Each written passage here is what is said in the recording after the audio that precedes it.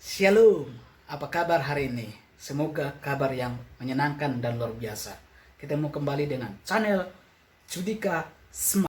Hari ini kita akan belajar bagaimana Pentakosta membawa antusias baru di dalam kehidupan kita.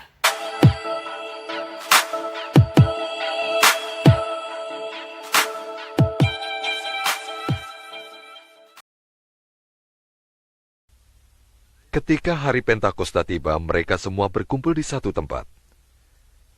Tiba-tiba terdengarlah suara dari langit yang bunyinya sama seperti angin kencang. Bunyi itu mengisi seluruh rumah tempat mereka berkumpul.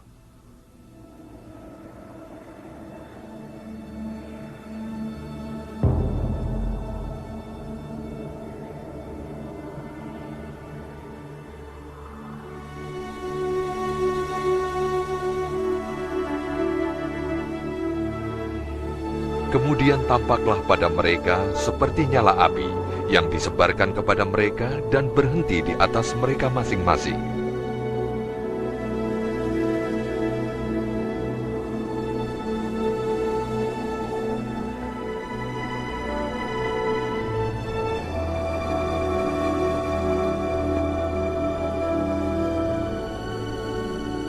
Mereka semua dipenuhi Roh Kudus, dan mereka mulai berbicara dalam bahasa-bahasa lain, sesuai dengan kemampuan yang diberikan oleh Roh Kudus. Di Yerusalem ada beberapa orang Yahudi yang sungguh-sungguh beribadat kepada Allah. Mereka berasal dari setiap daerah di dunia ini. Mereka datang karena mendengar suara itu dan heran karena masing-masing rasul berbicara dan setiap orang mendengar dalam bahasanya sendiri. Mereka heran mengapa hal ini bisa terjadi dan berkata, "Apakah orang yang di atas itu yang berbicara orang Galilea? Tetapi kita mendengar mereka berbicara dalam bahasa kita sendiri. Bagaimana mungkin?" Partia, Media, dan Elam, penduduk Mesopotamia, Yudea, Kapadokia, Pontus, Asia, Frigia, dan Pamfilia, Mesir, daerah-daerah Libya dekat Kirene, Roma, Kreta dan Arab, orang Yahudi dan orang penganut agama Yahudi. Kita berasal dari daerah itu, tapi mereka bicara dalam bahasa kita. mereka heran dan bingung. Apa yang terjadi?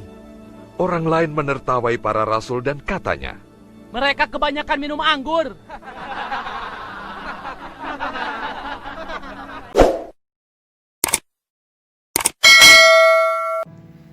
Nah, saya katakan yaitu Pentakosta tadi membawa antusiasme baru di dalam kehidupan orang percaya.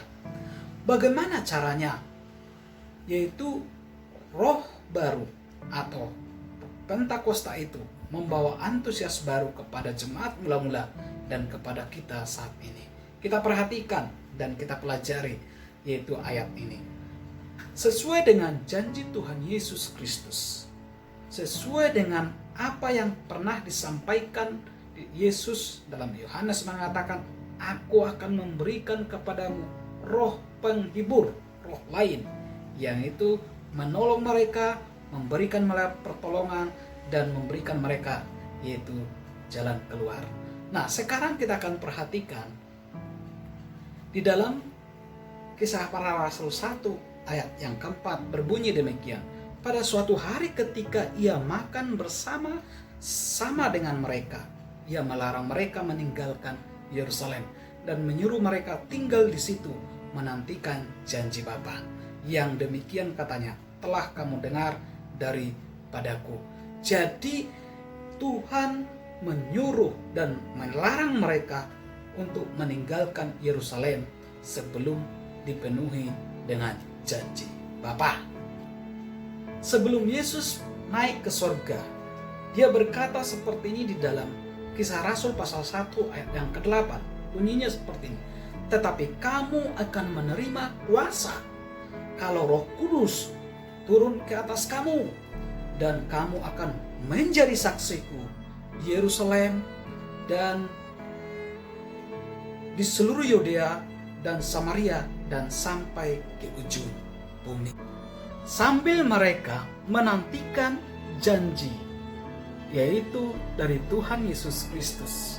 Mereka yaitu berada di kamar loteng di Yerusalem, sebanyak 120 orang yang saya sebutkan tadi. Mereka itu berdoa, bahkan juga dikatakan bersama-sama, sehati dan sepikir. Kalau kita perhatikan dalam Kisah Rasul pasal 1 ayatnya yang ke-14, bunyinya seperti ini. Mereka semua bertekun dengan sehati dalam doa bersama-sama dengan beberapa perempuan serta Maria, ibu Yesus, dengan saudara-saudara Yesus. Mereka sehati dan tekun di dalam doa bersama-sama. Dalam penantian itu, ketika Yesus naik ke surga, mereka berada dalam suasana ketakutan karena mereka takut dipenjarakan oleh yaitu setiap orang-orang yang percaya kepada Yesus, dan orang Roma gencar melakukan yaitu penangkapan untuk mencari simpati dari orang Yahudi. Mereka termasuk disebutkan pada masa itu adalah bidak ya, karena mereka masih sedikit pada masa itu.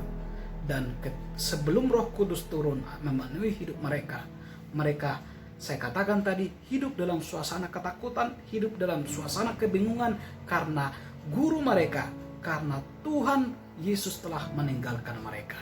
Dan mereka menanti janji itu sambil mengatakan bingung, sambil mengatakan dengan yaitu di dalam hati mereka, apakah benar? Dalam situasi inilah keadaan mereka dalam ketakutan, dalam situasi yang mencengang, situasi yang dikatakan berharap dalam hidup mereka. Ada suasana baru, yaitu hari Pentakosta yang dulunya diperingati mereka orang Yahudi itu setiap tahunnya, dan sekarang mereka akan dipenuhi, yaitu hari di mana antusias baru memenuhi hidup mereka dan mengubahkan hidup mereka. Bagaimana mereka yaitu dipenuhi Pentakosta itu memenuhi hidup mereka supaya antusias baru memenuhi hidup mereka? Yang pertama yang harus kita ketahui adalah ada kuasa Roh Allah diam di hati mereka. Nah, kalau kita perhatikan di dalam teks tadi yang kita pelajari di ayat yang pertama sampai yang keempat, ada kata dipenuhi. Kata dipenuhi artinya didiami oleh Roh Allah, tinggal di dalam hidup mereka dan juga hidup di dalam kehidupan kita. Kata dipenuhi di sini atau didiami oleh Roh Kudus, dekat-dekat dipenuhi oleh Kudus, dikatakan dalam bahasa aslinya adalah entheos. Berarti entheos ini adalah Allah ada bersama-sama mereka, sehingga semangat dan spiritnya menyala-nyala. Kenapa? Ada penyertaan Tuhan lewat Roh Kudus turun atas dan diam di hati mereka. Di dalam perjanjian lama, Roh Kudus itu memenuhi seseorang akan dikatakan itu sementara, tidak untuk seperti dalam perjanjian baru. Inilah awal, yaitu di mana Roh Kudus diam di hati kita dan memenuhi hidup kita, mendatangkan spirit yang menyala-nyala, keberanian, di mana dibuktikan ketika Roh Kudus itu ada bersama-sama dengan yaitu murid-murid ke 120 orang itu, apa yang terjadi. Nah, kita perhatikan di sini mereka memenuhi yaitu dengan spirit yang menyala-nyala Roh Allah. Memang diibaratkan seperti angin yang bertiup, dikatakan di sana. Tetapi kita perhatikan, mereka dipenuhi oleh Roh Allah, bekerja mengubah hati yang ragu, bekerja mengubah hati yang dikatakan yaitu ketakutan, bekerja mengubah hati yang sedih karena tinggal Yesus, menguatkan murid-murid, memeteraikan roh dalam hidup mereka sebagai milik Allah, dan mereka dikatakan yang tawar hati menjadi semangat. hati yang patah semangat, yang membuat kekhawatiran di dalam hidup kita diubah menjadi sesuatu yang baru di dalam hidup kita. Saudara yang kasih Tuhan, memang sekarang adalah masa pandemi. Ada ketakutan yang luar biasa. Tetapi melalui hari Pentakosta ini kita diingatkan kembali bahwa ada Roh Allah yang diam di dalam hati kita, membuat kita antusias, membuat kita bersemangat, membuat kita tidak perlu takut. Karena ada Roh Kudus bersama-sama kita, karena Dia diam bersama-sama kita, karena Ia menolong kita, karena Ia memberikan jalan keluar atas segala rintangan dan tantangan yang kita hadapi. Nah, oleh sebab itu saudara kasih Tuhan, di dalam 2 Tawarik ayat pasal 7 ayat 14 dan 15 dijelaskan bahwa umatku yang berdoa dan merendahkan diri dan menyesali segala dosa-dosanya, maka Tuhan akan berkenan atas hidup mereka. Saudara yang kasih Tuhan, inilah momen di mana kita harus datang bersujud di hadapan Tuhan, mengakui segala dosa dan kesalahan kita, dan mengevaluasi diri kita, dan kita memohon Roh Kudus Allah. Roh Allah itu dikatakan memimpin kehidupan kita, menyala dalam hidup kita, supaya apa? Ketika kita menghadapi tantangan yang sedang kita hadapi sekarang ini, roh kita tidak dikatakan tawar hati, patah semangat, ketakutan. Karena apa?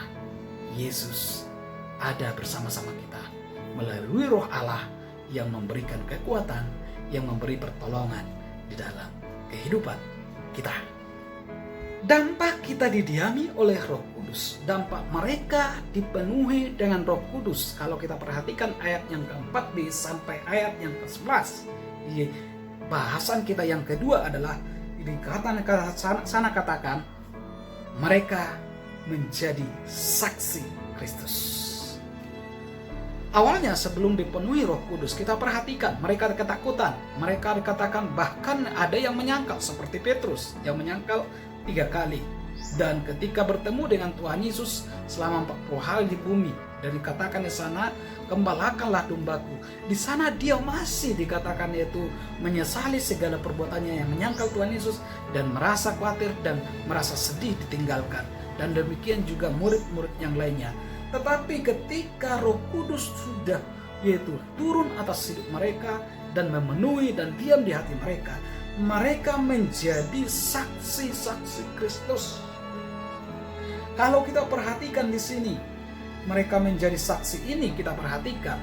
Kalau kita perhatikan ayat 4, dan di sana katakan, maka penuhlah mereka dengan Roh Kudus, lalu mereka mulai berkata-kata dalam bahasa-bahasa lain seperti yang diberikan oleh Roh itu kepada mereka untuk mengatakannya. Waktu itu Yerusalem, diam orang-orang Yahudi yang saleh dari segala bangsa di bawah kolong langit. Ketika turun bunyi itu, berkerumunlah orang banyak. Mereka bingung karena mereka masing-masing mendengar rasul-rasul itu berkata-kata dalam bahasa mereka sendiri. Mereka semua tercengang-cengang dan heran, lalu berkata, bukankah mereka ini semua yang berkata-kata itu orang Galilea? Bagaimana mungkin kita masing-masing mendengar mereka berkata-kata dalam bahasa kita sendiri, yaitu bahasa yang kita pakai di negeri asal kita. Kita orang Partia, Media, Elam, penduduk Mesopotamia, Yudea dan Kapadokia, Pontus dan Asia, Frigia dan Pamfilia, Mesir dan daerah-daerah Libya, berdekatan dengan Kirene, pendatang-pendatang dari Roma, baik orang Yahudi maupun penganut agama Yahudi, orang Kreta, orang Arab. Kita mendengar mereka berkata-kata dalam bahasa kita sendiri tentang yaitu perbuatan-perbuatan yang besar dilakukan Allah. Nah, di yang kedua ini, saksi pertama menjadi saksi mereka. Mereka menyaksikan kehebatan kuasa Tuhan melalui apa? Mereka berbahasa-bahasa lain. Saya sebutkan di sini bahasa-bahasa lain, bukan bahasa yang sekarang ini sedang digemingkan, sedang dikumandangkan, yaitu beberapa oknum-oknum yang menyatakan kita harus yaitu berbahasa roh. kalau di sini bahasa asing yang disebutkan adalah memang Roh Kudus memberikan kepada mereka bahasa. Ini yang menjadi permasalahan yang sering terjadi di gereja sekarang ini. Bahasa roh dipelajari. Seharusnya tidak usah dipelajari. Karena apa? Karena kalau Roh Kudus turun atas kita, di sini katakan Roh Kudus itu memberikan kita mampu berbahasa. Mungkin di dunia ini lebih dari 200 bahasa, bahkan lebih kita perhatikan. Kita mampu berbahasa, misalnya dari Portugis yang belum pernah bisa berbahasa Portugis. Itu yang disebut dengan bahasa asing. Mereka mampu berbahasa yaitu Inggris ketika mereka tidak mampu berbahasa Inggris. Mereka bisa berbahasa India ketika mereka tidak mampu berbahasa India. Dan seperti yang dijelaskan yang saya sebutkan tadi, yaitu bukankah kita ini orang Elam, orang Ethiopia, orang-orang dikatakan yaitu pendatang-pendatang dari luar, ya, Kapadokia, terus kemudian Arab. Nah, mereka bisa berbahasa, yaitu bahasa-bahasa orang lain, itu yang disebut dengan bahasa orang asing, yaitu yang diberikan oleh Roh Kudus kepada mereka. Bukan dibuat-buat. Bukan ada sesuatu hal yang harus kita perhatikan.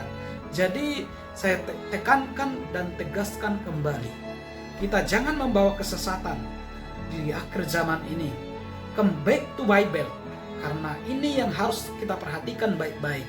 Mari kita belajar, mari kita merenungkan baik-baik firman Tuhan, mempelajari yaitu back to Bible, bahwa bahasa-bahasa lain itu bukan bahasa yang dibuat-buat, bukan bahasa yang dikatakan yaitu kita pelajari yang seperti dikatakan beberapa oknum yang melakukan itu.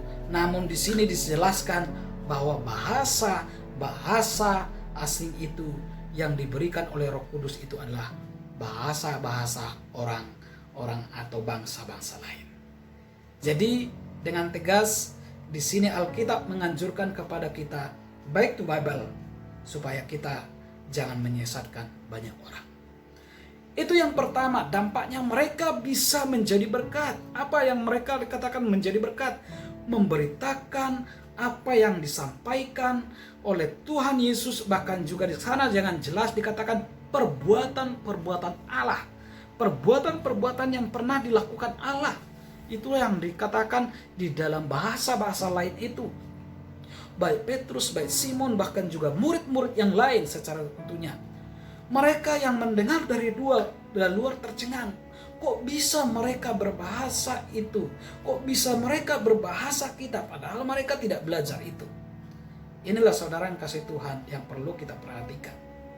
Mari kita belajar untuk tunduk kepada firman Tuhan dan belajar lebih taat kepada firman Tuhan. Bahkan bukan dengan apa yang kita lakoni sekarang, dengan apa yang terjadi fenomena sekarang. Yang ketiga yang saya sampaikan, yang mereka menjadi saksi atas perbuatan-perbuatan yang dilakukan Allah, selain dikatakan yaitu mengadakan mujizat-mujizat yang dilakukan oleh yaitu dalam PL oleh Tuhan Allah, dan juga nubuatan dalam perjanjian baru, yaitu perbuatan-perbuatan besar yang dilakukan oleh Tuhan Yesus, dan juga dikatakan pengorbanannya, yaitu janji Allah untuk menjadi Tuhan dan Juru Selamat, yaitu Yesus. Dikatakan dalam zaman rasul-rasul, dikatakan setan diusir dan orang mati dibangkitkan oleh Yesus, dan juga orang-orang yang kerasukan setan dipulihkan. Dan kita perhatikan di sini. Dan tidak saya katakan, saudara kasih Tuhan, kita harus menyembuhkan, kita harus seperti ini, tidak. Bahwa yang harus kita perhatikan, orang percaya yang benar-benar yaitu percaya kepada Tuhan pasti menjadi berkat dimanapun dia berada. Entah melalui doanya, entah melalui perbuatannya. Namun satu hal yang kita ketahui, Pentakosta itu membawa antusias baru, yang patah semangat menjadi baru, yang dikatakan ketakutan menjadi tidak takut, menjadi berani, seperti dikatakan yang dilakukan oleh Rasul Petrus. Dia dikatakan berkhotbah dan 3.000 orang dikatakan dimenangkan di sana. Dan ini belum pernah terjadi. Salam kasih Tuhan. Ya, Dan yang terakhir kita perhatikan yang dilakukan oleh dikatakan murid-murid ketika mereka mereka penuh dengan Roh Kudus adalah kita perhatikan di sini mereka dikatakan menyampaikan kabar baik itu, dan inilah yang luar biasa. Mereka berani dan menjadi saksi mereka di Yerusalem, di seluruh Yudea, bahkan ke seluruh dunia. Menariknya kita perhatikan dikatakan dalam sejarah gereja bahwa Thomas pergi ke India, bahwa dikatakan memang ada Petrus yang dikatakan diam di Yerusalem, bahkan juga ada rasul-rasul lain yang dikatakan martir, dikatakan dibunuh, tetapi mereka tidak pernah menyangkali dikatakan itu iman mereka. Bahkan juga murid dari murid Yesus, yaitu saya berkatakan martir banyak, dan mereka selalu mengatakan aku tidak pernah yaitu meninggalkan Tuhan Yesus. Itulah yang kata kesaksian yang luar biasa di dalam kehidupan mereka, dan kesaksian mereka atas hidup mereka, perubahan hidup mereka itu membawa banyak jiwa-jiwa dimenangkan untuk Kristus. Mereka semuanya tercengang-cengang dan sangat termangu-mangu sambil berkata kepada orang lain, apakah artinya ini? Dan yang ketiga yang saya jelaskan di sini, akibat dampak dari kuasa Roh Kudus memenuhi menjadi berkat yang saya jelaskan di sini. Orang banyak tadi tercengang, ya, dari luar dikatakan Yerusalem tadi tercengang, ada memang sindiran. Tapi yang harus kita perhatikan di sini, bahkan mereka dikatakan terharu. Kalau dikatakan mendengar khotbah yaitu Petrus, dikatakan mereka terharu karena dikatakan pembaharuan Roh Kudus yang buat hidupnya Petrus berubah, ya. Terus kemudian ayat 41 di pasal 2 dikatakan orang banyak bertobat, dan ini luar biasa. Jadi mereka menjadi saksi, menjadi berkat, akhirnya memuliakan Tuhan di dalam hidup mereka. Dan menariknya kalau di pasal 2 ayat 47 dampaknya adalah mereka disukai semua orang, ya, menjadi saluran berkat kuasa Allah, ya. Kalau kita perhatikan di pasal 3, Petrus menyembuhkan orang lumpuh, ya.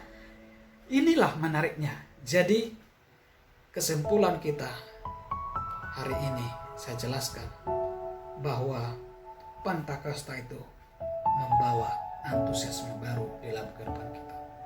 Saudara yang kasih Tuhan, di tengah kita mengalami pandemi ini, jangan ragu, jangan takut. Ada Roh Kudus bersama-sama kehidupan kita yang memberikan semangat baru, spirit baru untuk tetap yaitu kehidupan kita menjadi saksi-saksi Kristus atas perbuatan-perbuatan yang besar dilakukan.